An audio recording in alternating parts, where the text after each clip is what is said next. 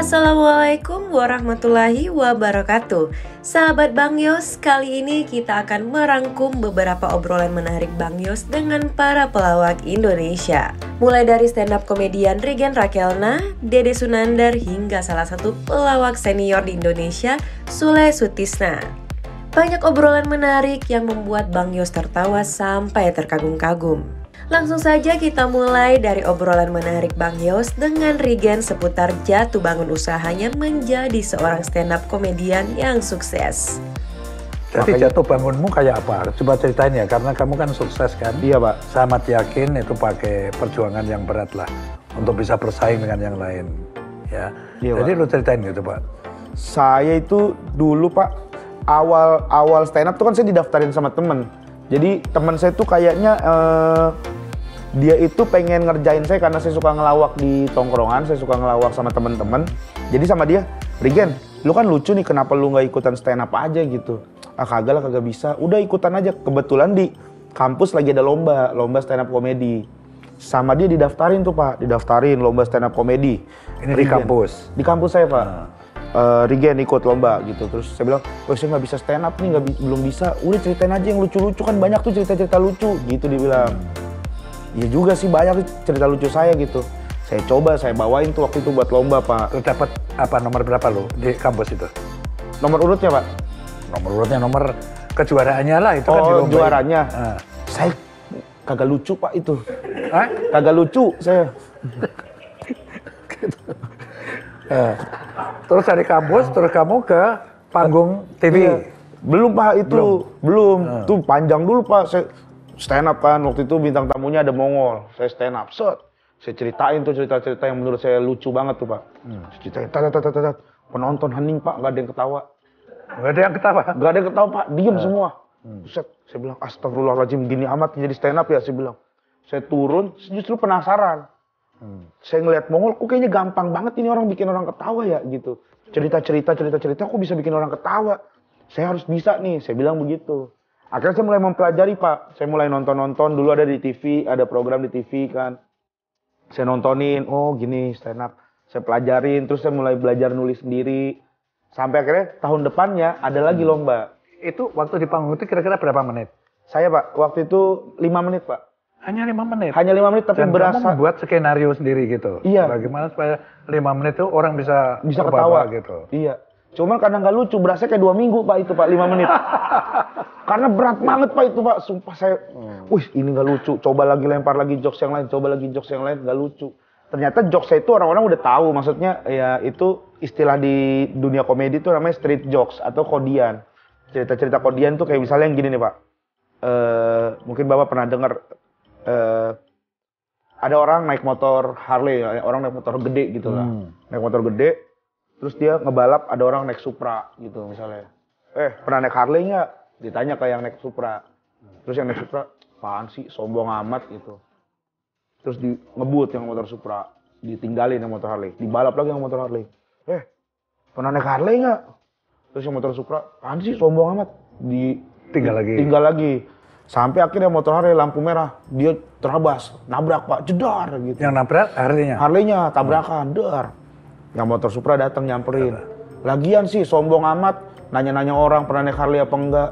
Saya bukan sombong, saya mau nanya kalau pernah naik Harley remnya di mana. Gitu. Itu tuh cerita kodian Pak, istilahnya. Itu tuh cerita orang udah umum, udah tahu. Saya stand up pertama kali begitu, nggak lucu Pak, blast tuh kan. Tahun depannya ada lagi, tapi saya udah mulai nulis sendiri. Saya udah mulai nulis, saya udah mulai belajar stand up. Saya bawain Pak. Panggung kedua saya dalam stand up comedy. Udah lebih siap lah kamu ya? Udah lebih siap, tapi saya dapat nomor urut 1 Pak. Oh pertama kali tampil? Pertama kali tampil. Itu dan enak apa enggak? Enggak enak Pak, orang-orang lagi beresin kursi, saya stand up. Orang beresin kursi Pak, jadi saya stand up ada orang nyit suara kursi, besi digeser Pak. Jadi itu ada yang baru, iya apaan sih ini orang, ini lagi stand up ya. Ada jadi penonton pun belum siap sebenarnya? Belum siap Pak. Saya stand up tuh, nomor urut itu, saya ngoceh-ngoceh, ya Allah gini amat ya saya bilang tuh. Padahal itu materi Pak, saya yakin lucu, karena setelah itu, saya jadi STTPLN itu kampus saya karena pernah ngadain lomba stand up, diajaklah sama kampus Trisakti ada anak PLN yang mau stand up nggak di acara Trisakti? Dikirimlah saya, Pak. Saya stand up di situ. Oh, itu saya lucu banget, Pak. Lucu banget. Lucu banget, Pak. Saya di situ tuh lucu banget. Lu cerita apa waktu itu? Saya cerita, tapi kayaknya udah nggak lucu sekarang, Pak. Ya kalau belum pernah denger kan bisa lucu lah. Iya. Saya waktu itu ngeledekin Trisakti, saya bilang. Karena waktu itu di Trisakti tuh sering banjir. Saya bilang, saya sarkas gitu, Pak. Saya senang banget Trisakti. Jujur saya dulu cita-cita pengen kuliah di Trisakti. Karena cuma Trisakti yang setiap tahun tuh punya kolam renang. Saya bilang begitu, karena sering banjir gitu. Saya bilang gitu. Terus pokoknya saya ngeledek-ngeledek gitu lah, bercanda-bercandain gitu. Nah terus karena relate, penontonnya ketawa. Terus saya ceritain tentang, saya dari Bima, saya bilang gitu. Bima tuh masih di daerah, masih kampung. Tapi di sana tuh airnya masih jernih, saya bilang gitu. Saking jernihnya aja kadang ada Putri Duyung suka berenang, kayak gitu. Waduh. Iya, jadi saya lebay-lebayin gitu, Pak, hiperbola. Itu pecah banget, Pak. Dar. Dari situ, diajak sama temen, ada orang, itu dari komunitas stand up Jakarta Barat, jadi regional. Saya diajak di situ, Mas nih punya bakat stand up, coba gabung aja ke komunitas kita. Siapa tahu bisa ngembangin bakatnya. Saya gabung ke komunitas itu, saya belajar 3 tahun, akhirnya saya bisa masuk TV, masuk kompetisi Kompas. Terus audisinya lolos. Audisi di Surabaya lagi, Pak, saya. Saya percaya bahwa kayaknya Surabaya emang kota kelahiran saya bilang gitu. Saya lahir di dunia dari Surabaya, saya lahir karir saya juga kayaknya mulai dari Surabaya, saya bilang begitu. Saya audisi di Surabaya, itu saya dapat golden ticket tuh, Pak. Golden ticket, akhirnya saya dapat masuk TV. TV apa yang pertama? Kompas TV, Pak. Oh, Kompas ya. Kompas TV, saya lomba tuh. Saya lomba sampai akhirnya juara 1 saya, Pak. Hebat. Tidak jauh berbeda dengan Rigen, perjalanan karir Dede Sunandar di dunia hiburan Indonesia juga tidak kalah menarik. Keberuntungannya ditarik dalam sketsa opera Van Java bisa dibilang menjadi pintu pembuka rezeki bagi dirinya di dunia hiburan. Namun siapa sangka, kehidupannya setelah terkenal di OVJ justru malah penuh dengan rintangan. Jadi 2011 awal itu dari pindah studio yang aku dimaki-maki dikasih ke studio yang OVJ, iya. Oh, OVJ. Sering bercanda sama kru, sering disuruh-suruh mau apa aja. Terus tiba-tiba nggak sengaja karena tappingnya dulu sampai larut subuh, Bang Yos. Sampai jam 3 sampai setengah 4 subuh. Ada gerobak es doger, tukangnya pulang. Dede lagi nyapu. Padahal itu rangkaian cerita di OVJ. Di OVJ. Orangnya nggak ada. Gerobaknya ada. Gerobaknya ada, orangnya nggak ada. Ditunjuk gantiin Tunjuk Dede, kata Mbak Kenit. Dek, lu mau nggak masuk TV? Ntar gua kasih duit sama rokok sebungkus. Lah namanya orang kampung mau aja kan, Bang Yos ya. Ya udah mau, Mbak. Rokok sebungkus terus apa lagi? Sama uang. Uangnya berapa? 2,5 bagi 2. 2,5 itu berapa? 250.000. Bukan 2,5 juta, bukan? Banyak amat itu mah jadi artis. 250.000 ini mah. 250.000? Iya, 2011. 2,5 juta gaji saya nggak segitu. Nah, terus gimana? Udah dari situ ditunjuk, mau syuting nggak? Udah, akhirnya syuting di OVJ. Yang itu jadi tukang es doger, diledek-ledek dah, Bang. Suruh ngomong apa kamu? Ya kalau diajak kalau Sule sama Andre ngomong, lu timpalin aja kayak misalnya gitu. Sule Kang Andre ngeledek nih, payah gini-gini. Saya bilang, jalur Bakso Mampang saya gitu-gituin, Bang Yos. Dia ketawa kayak gitu. Bundaran HI saya ingat-ingat. Lu grogi nggak waktu itu? Apa, Bang Yos? Tampil pertama kali grogi nggak sih di Sorot di TV? Kedua ketiganya baru grogi, pertamanya mah kayak cuek aja saya. Pas kedua ketiganya baru mikir, nanti lo harus ngelucu gini-gini, kan itu tambah beban. Kalau yang pertama kan kayak cuek, nggak mikirin apa-apa. Giliran kedua ketiga kan udah dikasih honor nggak lucu kan, deg-degan takut ditembak ya kan, Bang Yos ya. Udah akhirnya enggak. Nah, itu berapa lama di OVJ ini? OVJ itu selang-seling karena sambil kerja, Bang Yos. Pas nggak lama kemudian dapat tawaran dari OVJ ini berlangsung berapa lama? OVJ mah lama, Bang Yos. Oh, lama ya? Lama, cuman saya dipakai pernah waktu itu, Bang Yos. 1 bulan doang. Kenapa? Bulan puasa doang. Terus kan ditanya nih sama produsernya, Dek mau jadi artis apa cleaning service? Saya nanya orang tua dulu dong, ke Mama. Mah suruh milih nih, jadi artis apa cleaning service? Wah ya pasti artis lah. Ya Mama milihnya cleaning service. Beneran. Ajar ngibul kamu ah. Dia beneran, Bang Yos. Kan bangga artis tiap kali lihat di TV kan. Orang itu anak saya tuh. Anak aing kan gitu. Udah, kata mau, udah cleaning service aja. yang bulanannya ketahuan. Jadi artis mah nggak tahu. Siapa tahu lu sebulan doang dipakai. Bener doa orang tua Bang Yos. Bulan puasa doang saya dipakai. Oh, OPJ bulan puasa tuh berhenti? Berhenti saya cuma di chat doang lagi ya. Jadi manusia ini. Udah di chat Terus doang. sempat pengangguran dong lu? Nganggur, saya leha-leha di rumah gini aja dah. Terus ada ini, nggak kerja-kerja lu, kata mama kan gitu. Nunggu callingan mah, sombong. Belum ada calling. Wih. Kamu bahasanya intelek. Nunggu callingan mah, duduk aja. Sambil ini ngopi duduk. 2 bulan. Motor tuh bayar, iya ntar gampang. Orang masih nyicil motor. Bayar pajak maksudnya? Bayar motornya? 818.000, kan 3 tahun saya ngeredit motor. Oh gitu. Makanya kata mama, udah cleaning service saya bulannya ketahuan. Mas saya takut nyuci lagi. Udah akhirnya saya leha-leha, teman saya datang. Ceng, kan saya kalau di Bangka dipanggilnya Aceng Bang Yos. Apa? Di Bangka, Jalan Bangka, pasar kecil. Panggilnya apa? Aceng, anak cengeng, sering dikelepakin bala saya. Udah, gitu. lu mau kerja nggak? Kerja di mana? Restoran. Restoran Apa tuh? Restoran ayam. Restoran apa? Oh, Jepang? Gua bukan. Bukan. Restoran ayam yang... Oh, yang ayam? Iya, yang rambutnya putih sini Bang Yos. Udah ngelamar di Dan Mogot. Ngelamar di Dan Mogot, ditanya sama HRD-nya. Mas mau ngambil resep kali di sini. Mas kan Dede kan yang di OPJ. Iya Bu saya. Mau ngambil resep, ngapain artis kerja di sini gitu Bang Yos? Resep, enggak Bu, emang saya udah nggak ada OVJ, saya bilang gitu. Orang masih ada mereka kok. Tahu ya kamu tahu, Bang mantan Yos, OVJ kan gitu. Ya terkenal lah acara itu kan. OVJ-nya terkenal, saya kan biasa baik sebenarnya mah. Udah akhirnya dari situ nggak diterima. Akhirnya dapat kerjaan alhamdulillah di restoran Yoshinoya. Yoshinoya. Iya, pertama dia juga nggak percaya. Saya ngelamar di situ. Udah gitu saya dikasihnya di dishwasher sama nyuci beras. Nyuci beras? Iya Bang ya. Tuh Bang, saya tahu. Nyuci beras sama? Nge-DJ nyuci piring doang. Oh. Nih nyuci Lu piring. dikasih gaji berapa di situ? Di situ gajinya lumayan, UMR Jakarta. Berapa? Waktu Bang Yos tahun berapa ya berarti itu ya? Lu gede dong. Gede, 3 ribuan ya Bang Yos ya? Wah, ngarang mana ada 3 ribu? Enggak, 3 juta maksudnya. Iya. Ya segituan. Gimana? Segituan tuh udah kerja di Yoshinoya sampai berapa lama itu? udah jadi staff manager, udah pakai dasi. Pakai keren topi dong. biru Bang Yos, udah gaya dah pokoknya saya bener. Saya pakaiannya orangnya sih tetap aja kayak biasa aja iya. Memang biasa aja udah. Akhirnya dari situ udah tuh ketemulah penyanyi Dewi Gita pertama Bang Yos. Ketemu penyanyi di restoran itu? Di restoran, dia lagi makan sama... Oh dia kenal ya kamu ya? Karena dia penyanyi yang jadi sinden OPJ Bang Yos. Oh iya. Dewi Gita ngomong kayak gini.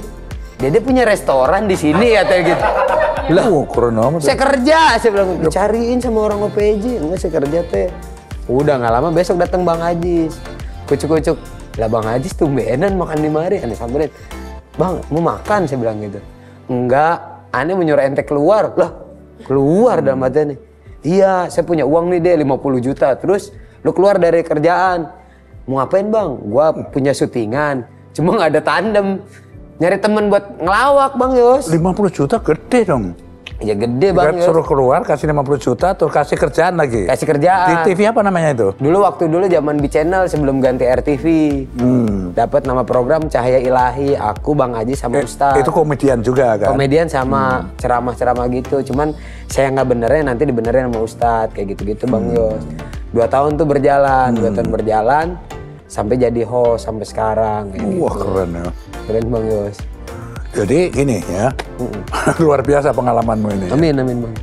Waduh, rupanya lebih hebat dari pengalaman saya kamu ini. Wah, loh. Iya. Tiba-tiba hebat.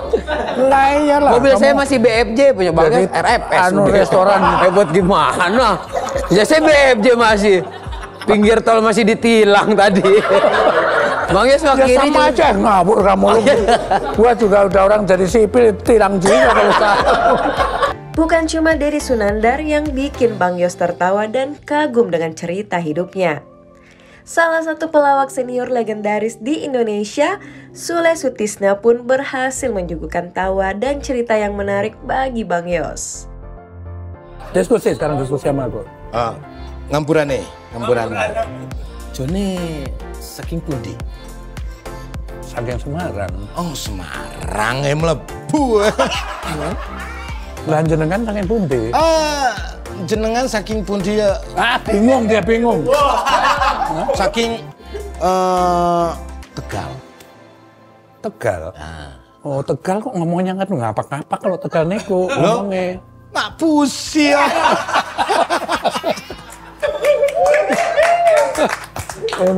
Ini kacau banget ini. Oke ya, Soleh gini. Siap. Aku itu ada juga pertanyaan ya mungkin ya. Lo cerita tadi dari cerita awal itu kan dari keluarga yang ya oke katakan pas-pasan lah Iya, itu ya. pas banget. Tapi begitu lulus SMK umur kira-kira masih 19 tahun lah orang SMK itu. Ya. Lo berani nikahin anak orang itu modalnya apa sih? Gue pengen ngerti ini. Modal nekat. Wah, bukan nekat. Bonek. Modal nekat. Karena disuruh nikah terus sama keluarganya dan dia anak yang paling pertama. Yang pertama yang akhirnya ya kita nekat aja. Itu yang nyuruh nikah siapa? Ya Pihak sana. keluarganya kalau daripada pacaran yang mendingan nikah. Oh gitu modelnya. Itu udah kayak budaya kampung di situ lah gitu ya. Mungkin. Yang Dan umur 19 tahun tuh udah biasa aja kawin itu udah bukan aneh ya? Enggak, deg-degan justru saya waktu itu. Karena saya nggak punya pekerjaan yang tetap. Tapi dari hasil ngamen, dari hasil manggung. Ngamen, terus ngamen. apalagi? Apapun saya tuh. Nih Bang Yus nih mohon maaf ya. Aku tuh dari SD itu aku udah cari uang sendiri. Caranya gimana? Dagang.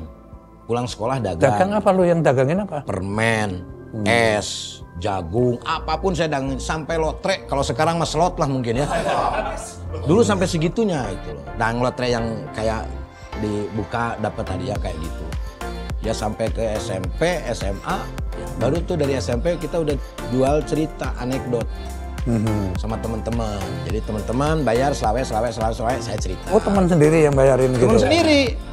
Karena kan dikasih tahu cerita, anekdot, ketawa, seneng, minta lagi, nagih, suruh bayar gitu.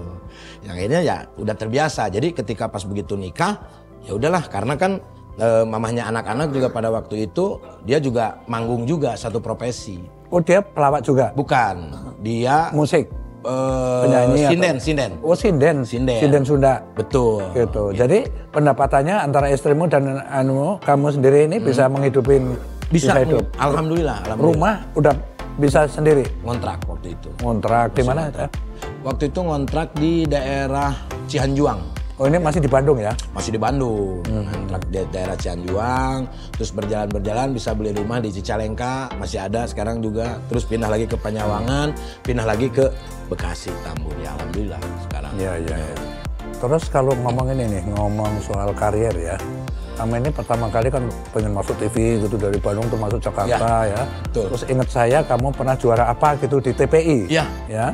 Terus kamu ada grup namanya SOS. SOS terus ke OVJ.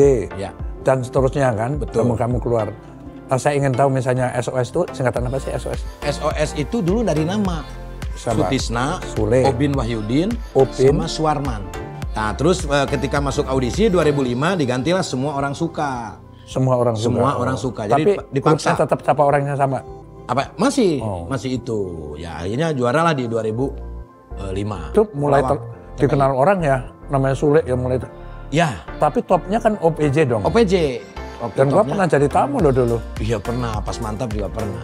OPJ itu kenapa kok bubar apa lu yang memang memisahkan diri? Enggak, karena kontrak itu kan 6 tahun. Waktu itu kontraknya per tahun kan. Waktu per tahun, pas begitu ke 6 tahun habis kontrak.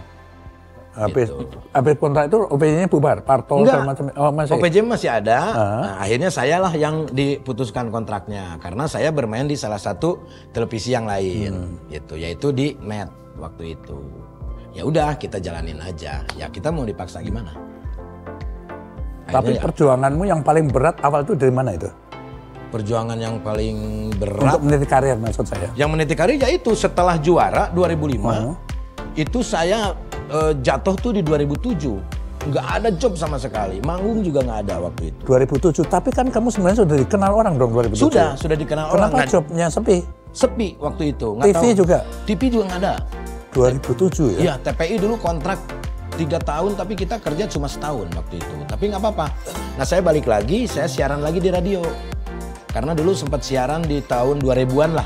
Siaran di radio komunitas, terus siaran di radio yang sampai radio nomor 1. Nah akhirnya saya siaran lagi 2007.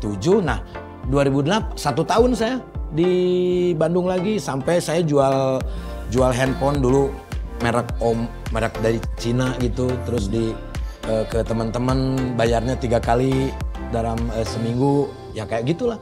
Dagang pulsa, terus kita bikin warnet waktu itu. Ya udah dijalanin. Nah 2008 dengan doa saya waktu itu saya pergi ke rumah ke emak, saya cuci kakinya Bang Yos. Saya cuci terus saya minum, saya saking sudah aduh nih gimana Kaki nih siapa beban. maksudnya? Kaki gajah, Pak. Kaki ibu saya. Kaki ibu saya. Emak saya.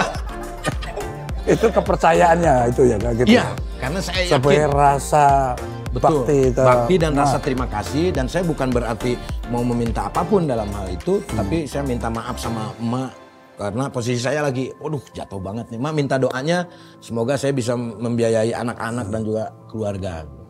Udah saya basuh, habis itu saya minum airnya Bang Yos waktu itu. Setelah itu nggak lama dari situ, sebulan langsung ada yang telepon dari Indosiar, Pak Jupri waktu itu. Acara apa itu? Acara Superstar. Acara Superstar. Kang Superstar Sule bisa itu nyanyi, yang lawak atau apa? Nyanyi. karena Superstar pelawak nyanyi lah gitu. Kang Sule bisa nyanyi nggak? Bisa. Wah seneng banget tuh di situ. Akhirnya nyanyilah sama supir saya waktu itu, Jaja. Nah ikutan lah audisi, alhamdulillah juara 1. Nah dari situlah saya bisa ke Trans 7 gitu. Terus top suksesnya kamu yang merasa bahwa ini penghasil cukup tuh waktu di titik mana ya kamu ya? Kalau saya bukan berarti tidak mensyukuri ya, dalam hal sekarang pun ya saya. Nantikan bintang tamu lainnya di Benang Merah Bang Yos dengan cerita lain yang tidak kalah menarik pastinya. Assalamualaikum warahmatullahi wabarakatuh.